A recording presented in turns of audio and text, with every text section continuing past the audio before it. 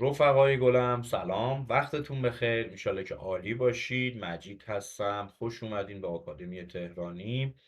ممنون که ما رو دنبال میکنید.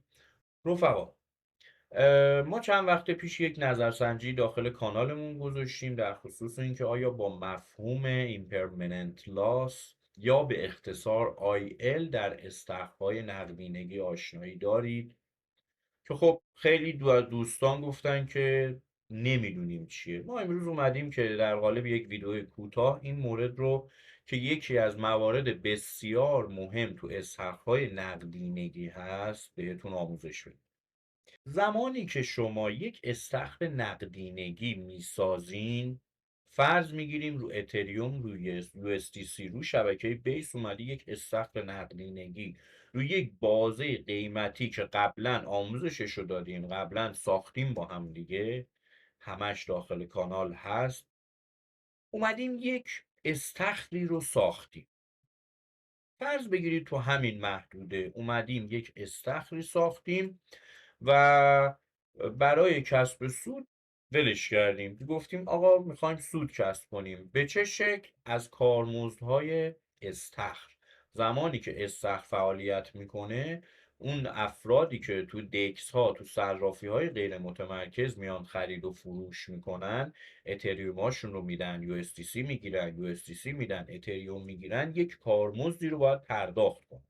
زمانی که شما تامین کننده نقدینگی میشید توی استخرها، اون کارمزدها به شما هم تعلق میگیره بر اساس اون سرمایه‌ای که اومدی گذاشتی، بر اساس اون جایی که اومدی تأمین نقدینگی کردی توی این ناحیه مثلا. خب حالا چه اتفاقی میفته؟ ما دو تا ریسک توی استخرها داریم که بهش میگن ریسک ایمپرمننت لاس. مهمترین موضوعی که تو استخرها باید بهش توجه کنیم. موضوع اول، شما اومدی یک استخری رو توی ناحیه 4275 و 3778 ساختی. استخر شما از اینجایی که شروع به فعالیت میکنه، شروع میکنه به شما کارمزد دادن. به یک جایی میرسه که قیمت یک رشدی رو بیشتر از اون ناحیه‌ای که شما مشخص کردی داره و استخر شما از اینجا غیر فعال میشه. خب میدونیم که با هم یاد گرفتیم که زمانی که شروع میکنه استخر به رشد، تمامی اون استخر به ارز دوم، حالا اینجا چون اتریوم به USDC به USDC تبدیل میشه. چرا؟ چون تمام معامله‌گرایی که میان از این استخر استفاده میکنن به واسطه رشد اتریوم، برای اینکه از رشد جا نمونن، میان USDC هاشون رو به این استخر میدن و در ازاش اتریوم میگیرن. پس حجم اون USDC ها بالا میره تو استخر. پس هر چقدر قیمت رشد میکنه، آروم آروم فروخته میشه اتریوم ها و تبدیل به اون USDC میشه. ما اینجا حالا فرض میگیریم ETH به USDC هم بنویسیم که یادمون نره. خب پس از این ناحیه ما دیگه هیچ سودی کسب نمی کنیم تا زمانی که قیمت در حال رشد باشه. این ریسک رو بهش میگن ریسک Impermanent Loss یا IL. چرا؟ چون وقتی که داره رشد میکنه ما از رشد قیمت جا میمونیم. گفتیم چه روشی داره که جا نمونیم؟ دو سه تا روش تو ویدیوهای قبلی گفتیم. روش اول این که بیایم این رو ریبالانس بکنیم، حالا یا به صورت دستی یا از طریق اگریگیتورها که آموزشش رو دادیم. ریبالانس میکنیم، دوباره اینجا استخر ما فعال میشه. یا بیایم استخرمون رو بازه بزرگتری بگیریم، ولی یه مشکلی داشت، هر چقدر بازه استخر ما بزرگتر باشه، اون سرمایه ما رو تو تیک های قیمتی مدام باید همش رو پخش کنه. پس سود کمتری به ما داده میشه. چرا؟ چون این نواحی هم که قیمت مثلا هنوز بهش نرسیدن، میاد اون سرمایه ما رو میذاره که اگر قیمت به اینجا رسید، کارمزد این نواحی هم پس به ما بده. پس ما اگر بیایم یک استخری با بازه بزرگی درست کنیم، سود حاصل از اون استخر میاد پایین تر. پس در رشد قیمت متوجه شدیم که IL یعنی چی؟ راهکارش هم بهتون گفتیم، یا ریبالانس یا استخرمون رو بازش رو بالاتر بگیریم. ما توی کلن حالا رشد قیمت زیاد مشکلی نداریم، یعنی تو دوره صعود بازار تو استخرها مشکل آنچنانی نداریم. نهایت اینه که مثلا همه استخر به USDC تبدیل شده، شما میای دوباره استخرتون میسازی، دوباره میای اتریوم میخری، به هر حال شما منتفع شدی، یعنی هم اومدی کارمزد استخر رو گرفتی، هم از رشد قیمت توی این ناحیه که شروع کردی به ساخت تا اینجا رو گرفتی. مشکلی که ما توی استخرها داریم ریزش قیمته. شما توی این ناحیه دوباره به استخرت برگشته، استخرت فعال شده و استخرت در حال کار کردن بوده. مشکل اصلی که توی استخرها هست IL پایین استخره. زمانی که استخر از ناحیه پایینش خارج میشه، تمام اون استخر تبدیل به اتریوم شده. چرا؟ دیگه باید بدونید، چون که معامله‌گرا از ترس ریزش سریع اومدن اتریوم هاشون رو بفروشن، اتریوم ها رو دادن به استخر، USDC گرفتن. و استخر شما توی ریزش قیمت فقط در حال خرید اتریوم هست و استخر شما داره تبدیل به اتریوم میشه. یعنی توی این کف استخر تمام اون سرمایه شما به اتریوم تبدیل شده. خب گفتیم یه حسن خوبی هست اینه که اتریوم ها رو میاد به صورت DCA تو این ناحیه میخره، یعنی میانگین قیمت شما میاد پایین و شما زمانی که اینجا شروع به رشد بکنه زودتر از کسی که اتریومش اومده اینجا خریده وارد سود میشی. چرا؟ چون شما به صورت DCA خریده و تقریبا مثلا این حوالی اومدی سر به سر شدی، با رشد قیمت سریعتر وارد سود میشی.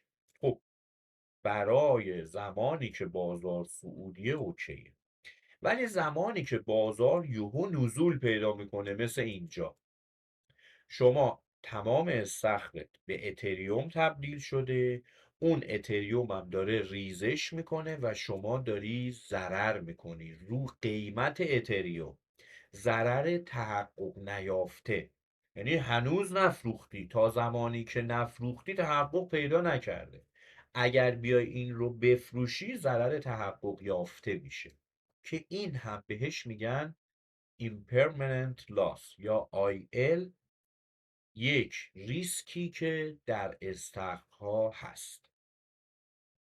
خب ما اگر بیایم توی این نواحی مجدد استخرمون رو ریبالانس کنیم، بگیم آقا بیا اینجا برای ما استخر بذار، دوباره میاد یه کارمزدی به ما میده، دوباره میره پایین، دوباره اینجا اومدی نصف استخر تو تبدیل به USDC کردی، نصفشو به اتریوم، اون قسمتی که تبدیل به USDC کردی میشه ضرر تحقق یافتت، یه ضرری رو متحمل شدی، میره پایین، مجدد از استخر خارج میشه، دوباره به اتریوم تبدیل شده، دوباره اتریوم ریخته و این چرخه همینجوری اتفاق میفته و شما نمیدونی این کی تموم میشه. برای همینه که دوستان ما اکثرا میایم از آنچین استفاده میکنیم تا حدوداً متوجه این بشیم که آقا الان بازار تو چه فازیه، فاز رنج، فاز صعودیه، فاز نزولیه. از آنچین میشه فهمید و ما میایم استخرامون رو به نسبت اون داده هایی که گرفتیم از بازار آنچین و آپشن که در آینده میگم، استخرمون رو تو اون بازه میسازیم که کمترین ایمپرمننت لاس رو داشته باشیم. خب آقا ما الان باید چیکار بکنیم؟ راهکاری که داره یکی دو تا راهکار. شما تو زمان ریزش بازار باید بیای استخرتو هج بکنی. به چه شکل؟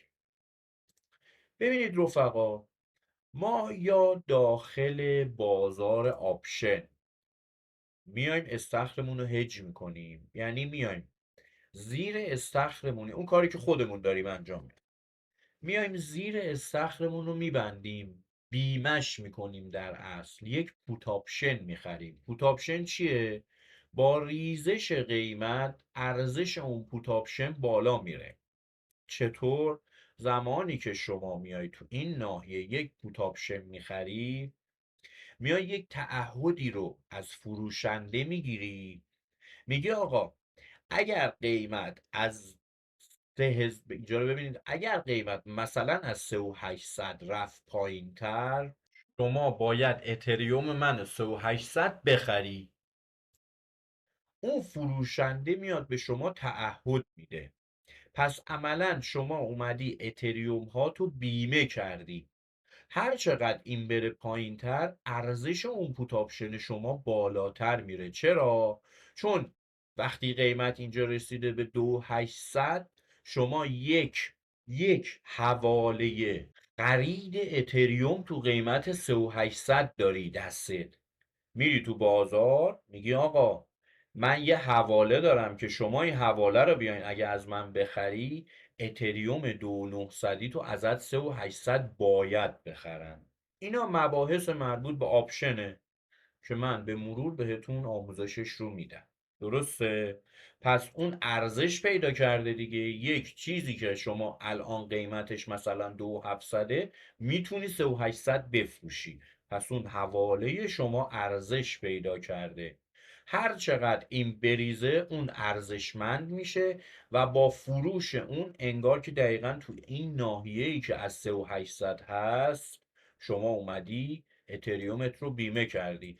پس یکی از روش هایی که شما میتونی اون ضرر ال رو جبران کنی اینه که تو نواحی پایین استخرت که ساختی، بیای یک بیمه ای رو تو آپشن انجام بدی. آیا ما همیشه باید این کار رو بکنیم؟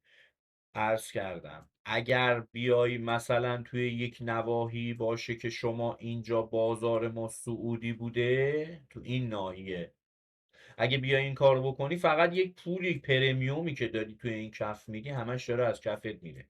پس این که بتونی بازار رو تحلیل بکنی شرط بسیار مهمیه. ما تقریبا هفته یک بار داریم بازار رو تحلیل میکنیم و به نسبت تحلیلی که داریم انجام میدیم، پوزیشن های حالا چه حوزه دیفای، استخرهای نقدینگی، چه توی آپشن رو باز میکنیم و نرخ بردمون هم خیلی بالا میره. و اینم بگم که رفقا برای استفاده از صرافی های متمرکز و غیر متمرکز نیاز به تتر امن دارید. تتری که کاملا امن باشه و بتونید استفاده بکنید و اطلاعات بیشتری اگه در موردش میخواین و میخواین تهیهش بکنید، میتونید تو کپشن به اون کانالی که پین شده و اطلاع رسانی شده مراجعه بکنید. برید داخل کانال، برید ببینید چجوریه، ادمینش میتونید بپرسید و اطلاعاتتون رو کامل بکنید. خب این روش اول بود که شما میتوانید بیاین یک آپشنی رو باز کنید، پوت آپشن بخرین در اصل، تا بتونید این ریسک رو کنترل کنید. روش دوم چیه؟ اومدم به شما اکسترا فایننس رو آموزش دادم رفقا. لینکشو بالای همین تصویر دارید مشاهده میکنید. این چی بود؟ اکسترا فایننس یک پلتفرمی بود که شما می توانستین روی جفت ارزها هم در جهت مثبت یا لانگ هم در جهت منفی بیمودین استخر باز میکردین. این اتفاقی که میافتاد چی بود؟ زمانی که شما میای یک استخری رو باز میکنی و میگی که آقا این استخر من احتمالاً رشد میخواد بکنه، ولی از اون برم میگی آقا من ریسک این پرمننت لاس یا ال رو دارم و احتمالم میدی که بازار یک نزولی داشته باشه، میای در بازه پایین استخر روی اکسترا فایننس یک استخر معکوس میسازی. یعنی استخری که تو ریزش قیمت باعث میشه که شما سود بکنی. یعنی انگار که اومدی یک پوزیشن شورت گرفتی رفقا. ما کیف پولمون به سختی وصل شد. خلاصه اینکه شما به چه شکل میگرفتین؟ همینطوری که میبینید اگر بیاین یک پولی رو داشته باشید و یک چیزی رو قرض بگیرین، انگار اونو فروخته به شما یک پولی رو قرض داده. درسته؟ میای اینجا و یک اهرمی رو میزنی و به شما چی میگه؟ میگه آقا شما الان در جهت شورت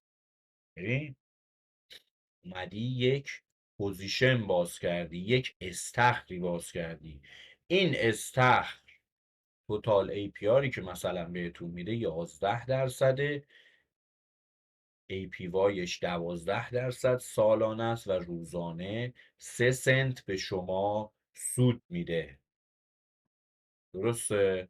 پس رفقا، یک روش خیلی خوب که ما خودمونم داریم انجام میدیم، یاد گرفتیم که میتونیم ریسک ایمپرمننت لاس رو در پایین استخرمون بیایم با روش هایی کنترل کنیم. یه روشش آپشن بود، یک روشش هم استفاده از اکسترا فایننس یا حالا پروژه های مشابه که بتونیم در جهت معکوس یا در جهت شورت یک استخری رو باز کنیم. تا زمانی که ما اینجا داریم ضرر میکنیم روی اتریوم، چون همه استخر به اتریوم تبدیل شده، ما اینجا استخرمون داره به واسطه اون شورت استخری که باز کردیم داره به همون سود میده. پس میتونیم از این روش هم استفاده کنیم که دیگه اون ضرر ایمپرمننت لاس رو شامل حال ما نشه و ما اگر بازار بالا بره سود کردیم میتونیم ریبالانس کنیم. اگر رنج بزنه که بهترین حالت استخره و سود میکنیم. اگر هم ریزش کنه به واسطه این که اومدیم یک استخر معکوسی رو روی شورت باز کردیم، اینجا داره به همون سود میده. اگر اینجا داریم وارد ضرر میشیم. حالا انشالله با هم دیگه باز میکنیم. سعی میکنم جلسه بعد این کار رو انجام بدم، چون نمیخوام ویدیو هم خیلی طولانی باشه که حوصلتون سر بره. اینم از این موضوع. یک موضوع خیلی مهم که باهاش آشنا بشیم، باهاش کار بکنید. برید برای اینکه دستتون را بیفته شده با $10 هم یک استخری رو بسازین، کارمزدش رو بگیرید، این مزه دلاره بیاد زیر زبونتون. بعد یواش یواش هی پیشرفته تر میشین، هی میاین ترکیبش میکنیم با آپشن، ترکیبش میکنیم با اون هجی که قرار انجام بشه و ضررمون رو همینجوری کم و کم و کمتر میکنیم. توی بازار باید تمام تلاش تو بکنی که ریسک تو بیاری پایین. اول کنترل ریسک، دوم کنترل ریسک و سومم کنترل ریسک و بعدش باید به فکر سود باشین. چون سرمایه‌تون بره نمیتونید سودی در بیارید. پس باید اول اون سرمایه رو رفقا کنترل بکنید، ریسکش رو بیارید پایین و بعد به فکر سود کردن از بازار باشین. یکی از ریسک ایمپرمننت لاس بود که اینجا بهتون آموزشش رو دادم. یکی از ریسک ها واریز و برداشته که نباید از صرافی های ایرانی به هیچ وجه بزنید. حتما بعد از تتر امن استفاده بکنین که عرض کردم یک تیمی هست که داره ارائه میده، اطلاعاتش رو تو کپشن میذارم، میتونید ازشون مشاوره بگیرید و از محصولاتشون استفاده کنید. موفق و پیروز باشین. سوالی داشتین بپرسین، من در خدمتتون هستم. خوش و خورم باشین. یا علی، خدا یار و نگهدار.